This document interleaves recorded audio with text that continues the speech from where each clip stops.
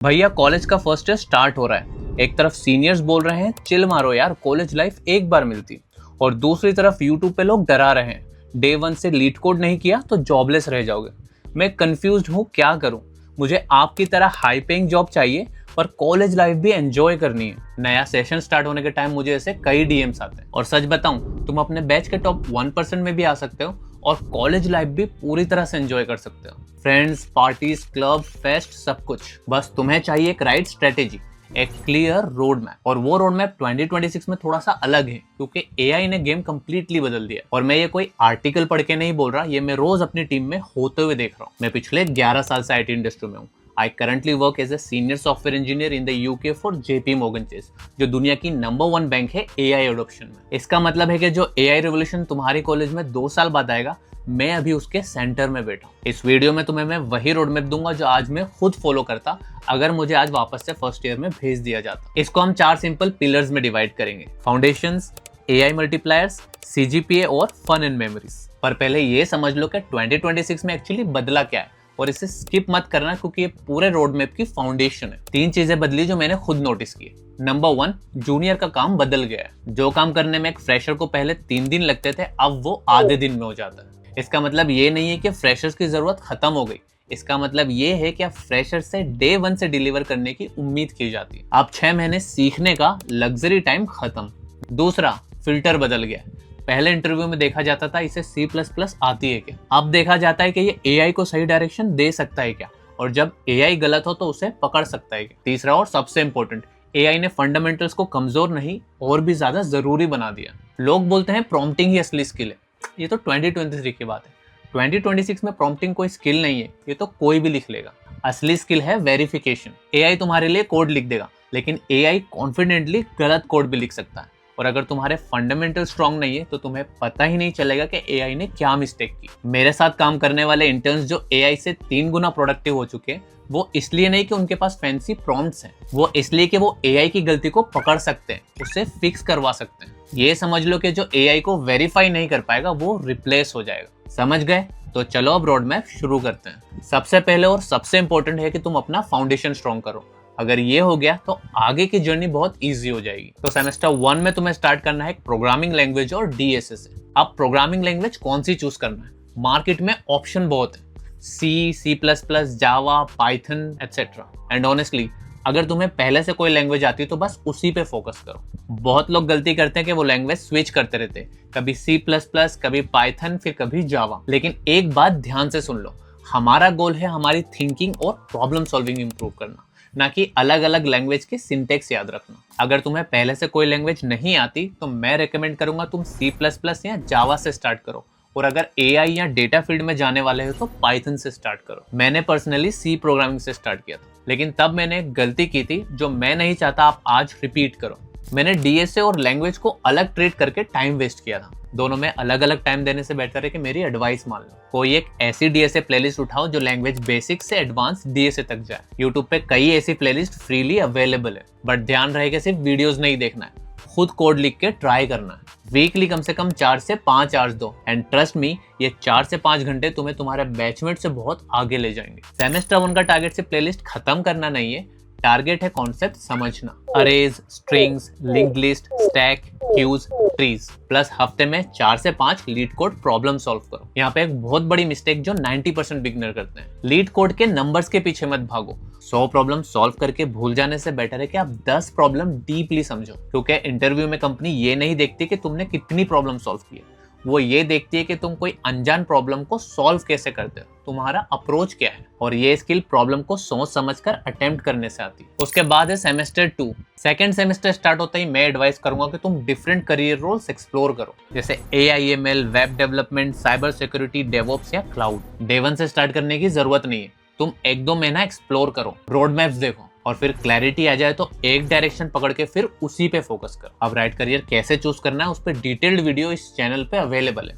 इस वीडियो के बाद उसे जरूर देख। रोल चूज कर लिया तो आप प्रोजेक्ट बनाना शुरू करो। पहले सिंपल ट्यूटोरियल प्रोजेक्ट्स बनाओ जिससे तुम्हारी अंडरस्टैंडिंग बढ़े। फिर धीरे धीरे कॉम्प्लेक्स प्रोजेक्ट बनाओ जो एक्चुअली प्रॉब्लम सॉल्व करते हैं। याद रखना, तुम जितने ज्यादा प्रोजेक्ट्स बनाओगे उतनी तुम्हारी स्किल्स इंप्रूव होगी। एंड ट्रस्ट मी, आगे चल के यही तुम्हें 20-30 लाख वाले जॉब दिलवाएंगे। यहाँ AI कैसे यूज करना है वो मैं आगे बताऊंगा। DSA तो तुम्हारा कंटिन्यू रहेगा, वही वीकली 4 से 5 प्रॉब्लम। कॉन्टेस्ट और कॉम्पिटिटिव प्रोग्रामिंग की बात है तो ये ऑप्शनल है। अगर प्रॉब्लम सॉल्विंग में जेन्युइन मजा आता है तो ये जरूर ट्राई करो, लेकिन अगर नहीं आता तो फोर्स मत करो। जो लोग फोर्स करते हैं उनमें से 90% लोगों से कुछ हो नहीं पाता, बस गिल्ट लेके घूमते हैं। उसके बदले तुम वो एफर्ट प्रोजेक्ट पे लगा सकते हो। अगर ये सब कर लिया तो सेकेंड ईयर के डे 1 पे तुम्हारे पास वो चीजें होगी जो 90% लोगों के पास नहीं होती। एक सॉलिड प्रोजेक्ट और एक रिस्पेक्टेबल लीड कोड प्रोफाइल। और सच है कि इंडिया में बहुत से थर्ड ईयर स्टूडेंट के पास भी ये चीजें नहीं होती। पिलर 2, AI को मल्टीप्लायर बनाओ। और ये इस वीडियो का सबसे इंपॉर्टेंट सेक्शन है, तो प्लीज नोट्स ले लो। आज AI टूल्स सबके पास है, लेकिन जो स्टूडेंट सक्सेसफुल हो रहे हैं वो डिफरेंट AI टूल्स यूज नहीं कर रहे हैं, वो AI टूल्स को डिफरेंटली यूज कर रहे हैं। मान लो तुम बाइनरी सर्च सीख रहे हो। अब ज्यादातर स्टूडेंट क्या प्रॉम्प्ट लिखते हैं? Explain binary search. AI explanation दे देता है, स्टूडेंट पढ़ लेते हैं, एक आध वीडियो देख लेते हैं और आगे बढ़ जाते हैं। अब देखो सक्सेसफुल स्टूडेंट क्या कर रहे हैं, वो कुछ ऐसे प्रॉम्प्ट लिखते हैं। मैं फर्स्ट ईयर बीटेक स्टूडेंट हूँ, बाइनरी सर्च पढ़ रहा हूँ, मुझे आंसर या एक्सप्लेनेशन मत दो, मुझे एक टीचर की तरह गाइड करो।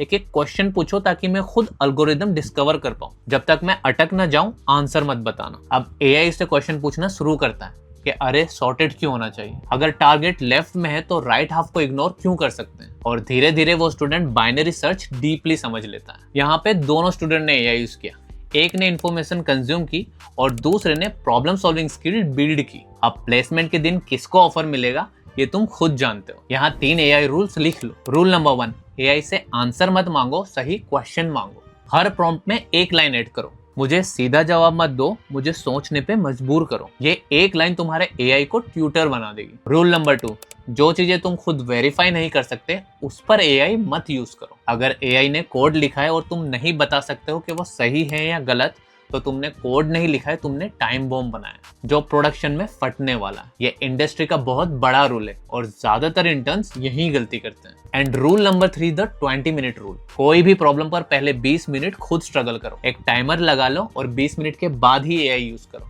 ये 20 मिनट की स्ट्रगल ही तुम्हारी प्रॉब्लम सॉल्विंग मसल बनाएगी। यहाँ पे एक इंपॉर्टेंट बात समझ लो, अब AI से तुम हर टॉपिक दुगना फास्ट सीख सकते हो, लेकिन अगर तुम हर प्रॉब्लम AI से सॉल्व करवाओगे तो 100% इंटरव्यू में फेल हो जाओगे। क्योंकि आज बहुत लोग ऐसे बन गए हैं कि AI के बिना काम ही नहीं कर पाते। देखो AI एक मल्टीप्लायर है, पर 0 से किसी भी नंबर को मल्टीप्लाई करो तो आंसर 0 ही मिलेगा। इसलिए पहले अच्छी फाउंडेशन बनाओ और उसके बाद AI यूज करो। Now pillar 3 is CGPA। Students मुझसे पूछते हैं कि भैया प्रोजेक्ट्स और कोडिंग में इतना टाइम देंगे तो एग्जाम का क्या? CGPA मैटर करता भी है या नहीं? देखो आज के मार्केट में स्किल्स किंग है, डिग्री से ज्यादा वैल्यू स्किल्स की है, ये 100% सच है। लेकिन अगर तुम्हें कोई बोले कि CGPA बिल्कुल मैटर नहीं करता तो वो तुम्हारा नुकसान कर रहा है। सोचो 2 कैंडिडेट्स, बिल्कुल सेम स्किल्स और सेम प्रोजेक्ट्स, एक का CGPA है 6.2 और एक का है 8.5। बताओ पहले शॉर्टलिस्ट कौन होगा? इसमें कोई रॉकेट साइंस नहीं है। यस, CGPA जॉब नहीं दिलवाती, बट ये तुम्हें शॉर्टलिस्ट करवाती है ताकि तुम अपनी स्किल्स बता सको। बट ऐसा भी ना हो कि तुमने CGPA के चक्कर में ना कोई स्किल बिल्ड की ना कोई प्रोजेक्ट बनाया। इसलिए मेरी एडवाइस है कि तुम CGPA में 7.5 से 8.5 टारगेट करो